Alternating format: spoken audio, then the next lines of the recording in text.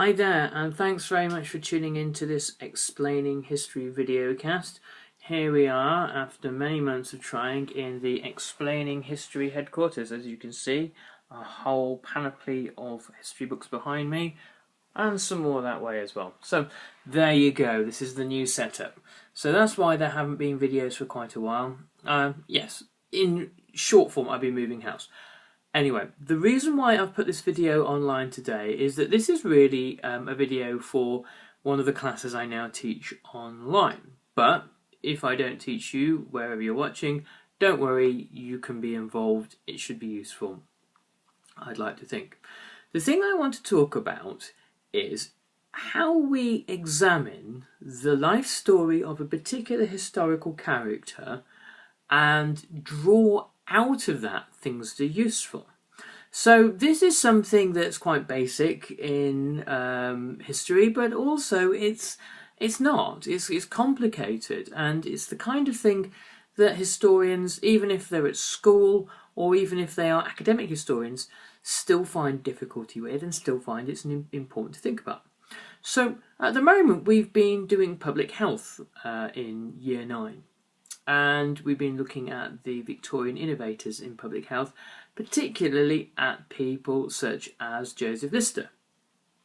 The assignment that the class has been set is to look at the achievements, look at the achievements in the working life of Joseph Lister. Now, they will have, if you're watching, guys, as you know, look on the resources. There's an awful lot of information about him, but one of the worst things that you could possibly do is to ignore what the question's asking and to go into this narrative kind of diatribe, if you will, about Joseph Lister, just saying stuff. You know, when he was born, where he grew up, what he did, who his mum and dad were, blah, blah, blah, blah, blah, blah, blah. That's not addressing the question. It's not answering the question. It's just saying things about him.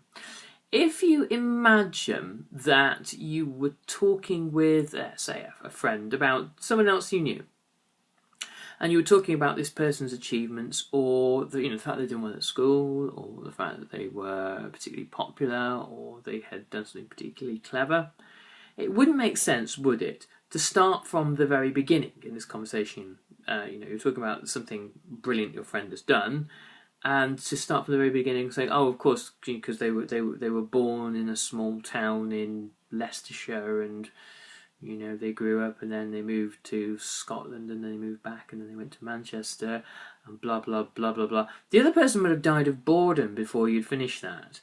Now imagine you're doing that to a history examiner or your teacher who's marking your history essay, to simply trot out a long series of facts that don't relate to the question, and they don't relate to the area of focus.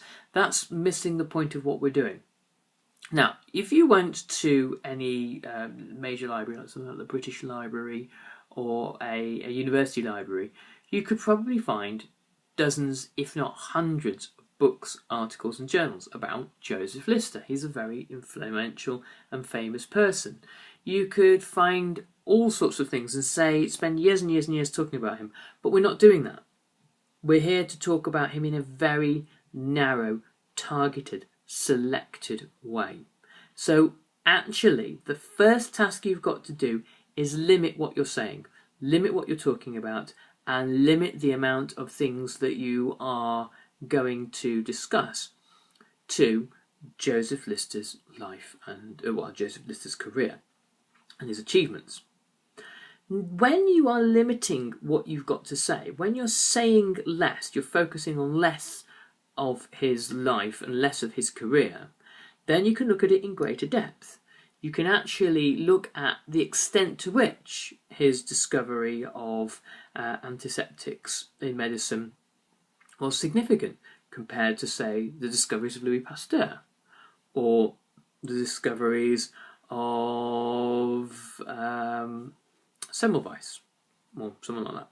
Okay, so by limiting what you've got to say and limiting the amount of stuff you're talking about in in Lister's life and focusing just on his achievements, then you can actually question how much of an achievement it was. Was it all his achievement? Was it an achievement with the help of someone like Louis Pasteur, from whom he gained a lot of knowledge? So less general chat, more analysis. Make what you're doing less broad and deeper. I hope that's useful, and I'll catch you on the next Explaining History videocast. Thank you.